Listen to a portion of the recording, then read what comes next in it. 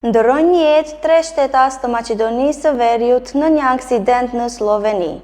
3 shtetas të Maqedonisë së Veriut kanë humbur jetën, ndërsa 2 të tjerë janë lënduar në një aksident të rënd trafiku që ka ndodhur dje në autostradën bregdetare pranë Unecit, Sloveni. Sipas të dhënave fillestare, aksidenti ndodhi pasi një kamion, për shkak të një defekti, ishte ndalur në hapësirën e paraparë për ndalim.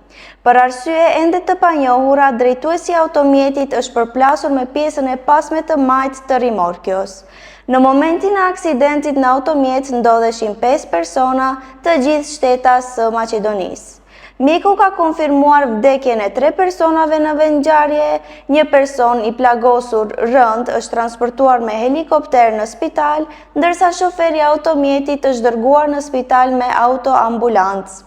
Autoritetet slovene nuk kanë publikuar ende informacione mbi identitetin, moshën dhe gjendjen shëndetësore të të mbjetuarve.